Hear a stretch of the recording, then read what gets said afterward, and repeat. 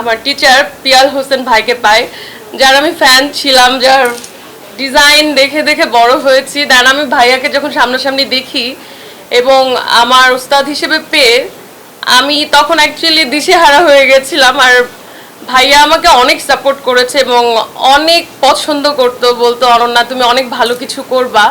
তো আমি ভাইয়াকে সবসময় ফলো করতাম, ভাইয়া কিভাবে হাঁটতে বলে, কথা বলতে বলে।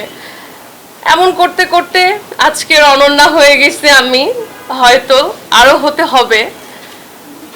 আর আমার পাশে আরো গুণী, মানে ছোটবেলা থেকে যাকে দেখে আসছি একজন গুণী ডিরেক্টর পরিচালক, আমি ওনার নামটা আসলে নিচ্ছি না, আসলে উনি একজন গুণী মানুষ।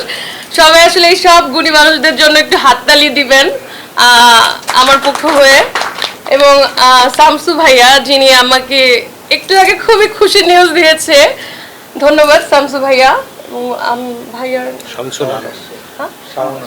শাওন আশরাফ ভাইয়া খুব সুন্দর করে তার বক্তব্য দিচ্ছে। তো সবাইকে আমি জানাচ্ছি ধন্যবাদ। আর আমার পিছনে, আজকের অনন্যা হওয়ার পিছনে সব থেকে যার বড় অবদান এবং আমার প্রত্যেকটা ব্যাপারে সাপোর্ট ছিল আমার আম্মু। ওনার দোয়ায় হয়তো আজকে মায়ের দোয়াটা সব থেকে বড়, তার দোয়াটা হয়তো আমার মাথার উপরে এখন আমার মা। তো আমি আসলে আপনাদের বাংলাদেশের মেয়ে হিসেবে চেষ্টা করেছি বাংলাদেশের মুখটাকে উজ্জ্বল করার, এবং ওখানে অনেক কম্পিটিশন ছিল, আমার পাশে অনেক প্রতিদ্বন্দ্বী ছিল, আমরা লড়াই করছিলাম যে আসলে কে কার থেকে বেস্ট দিব। সবসময় পিয়াল ভাইয়া বলেছে তুমি বেস্ট, তুমি পারবা।